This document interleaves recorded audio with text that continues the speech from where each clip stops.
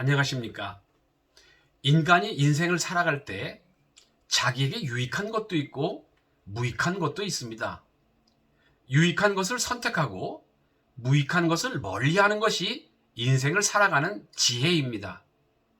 오늘은 신을 믿을 때와 신을 믿지 않을 때 어느 선택이 더 자신의 인생을 유익하게 하는지를 생각해 보겠습니다.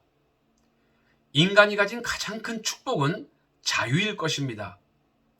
영국의 통치를 받고 있던 미국의 버지니아에서 변호사로 활동하던 패트릭 헨리는 1775년 3월 23일 버지니아 리치몬드에 있는 세인트 존스 교회에서 자유가 아니면 죽음을 달라는 유명한 연설을 하였습니다. 인간에게 자유란 생명을 담보할 만큼 중요한 가치가 있는 것입니다.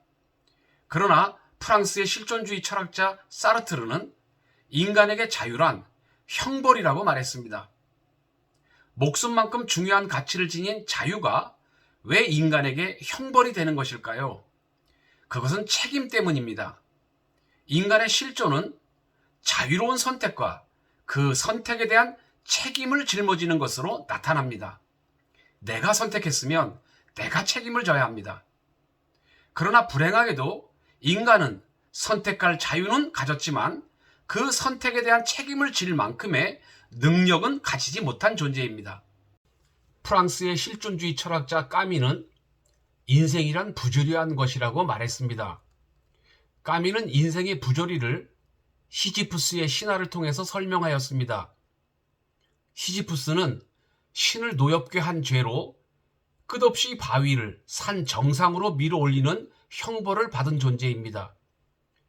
시지푸스가 온 힘을 다하여 바위를 정상까지 끌어올리면 그 바위는 정상에서 바로 바닥으로 굴러떨어집니다. 그러면 시지푸스는 다시 바닥에서부터 정상까지 그 바위를 밀어 올립니다. 시지푸스가 바위를 정상까지 밀어 올리는 데는 아무런 목적도 의미도 없는 반복 행위일 뿐입니다. 인간이 살아가는 실존이 바로 시지푸스의 삶과 동일하다는 것입니다. 시지푸스와 같이 의미도 없고 목적도 없는 일을 반복하는 인생을 가리켜서 까미는 부조리한 인생이라고 말했습니다. 고대로부터 철학자들은 인간에게는 본질이 있다고 믿어왔습니다. 그러나 실존주의 철학에서는 인간에게는 본질이 없다고 말합니다. 본질이란 무엇입니까? 본질이란 어떤 것이 존재하는 이유나 목적을 말합니다. 자동차의 본질은 사람이나 물건을 실어 나르는 것입니다. 시계의 본질은 하루 24시간을 정확하게 나타내는 것입니다. 자동차는 만들어지기 이전에 목적에 맞게 설계되어집니다. 시계도 만들어지기 이전에 목적에 합당하도록 설계되어집니다. 모든 물건은 실존하기 이전에 본질이 설계되어집니다. 따라서 물건은 본질이 실존에 앞섭니다. 그러나 실존주의 철학에 의하면 인간은 설계자가 없기 때문에 어떤 이유나 목적 없이 우연히 이 세상에 태어납니다. 우연히 태어난 존재이기 때문에 인생에 목적이 있을 수가 없습니다. 나는 왜 사는가의 답은 생존 본능 때문에 그냥 산다는 게 답입니다. 그리고 나는 죽으면 어떻게 되는가의 답은 소멸되는 존재라는 게 답입니다. 현대의 많은 사람들은 인간이란 우연히 태어난 존재이고 아무런 의미나 목적 없이 그냥 살다가 죽는 존재라고 생각합니다. 그래서 흔히 인생 뭐 있어? 라고 자조적인 고백을 합니다. 반면에 신을 믿는 사람의 인생관은 어떠할까요? 신을 믿으면 신이 인간을 창조했다는 것을 믿습니다.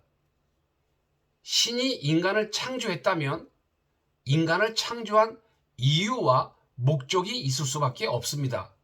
즉, 인간은 본질을 가지고 이 세상에 태어난 것입니다. 실존주의가 실존은 본질에 앞선다고 말한다면 신을 믿는 사람은 본질이 실존에 앞선다고 말합니다. 인간은 태어나기 전에 이미 이 세상에 태어난 이유와 목적을 가진 존재입니다. 창세기에서는 인간이 태어난 이유와 목적에 대해서 이렇게 말씀합니다.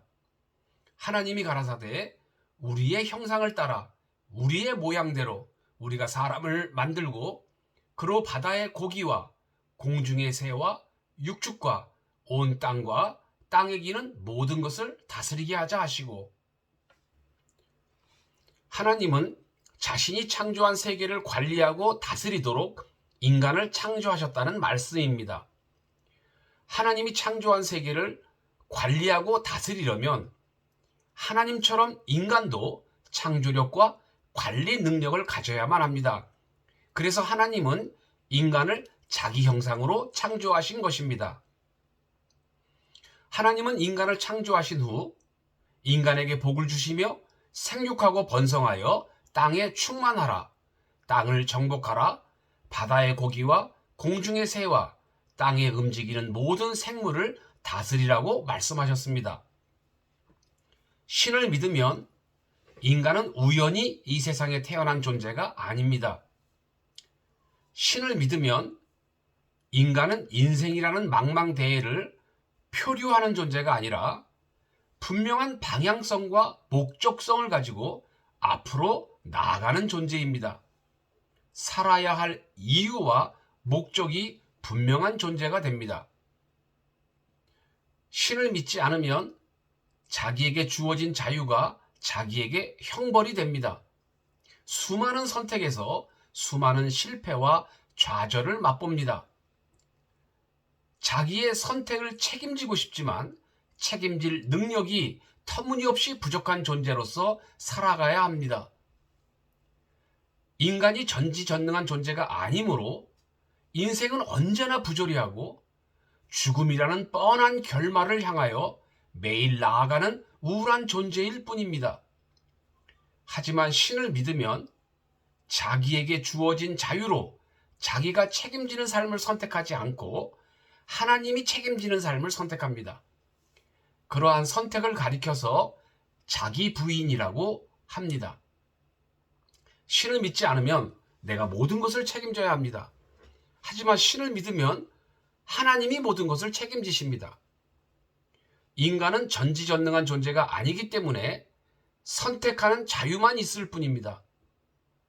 인간이 자신에게 주어진 자유로 무엇인가를 선택하면 그때부터 선택에 종속됩니다.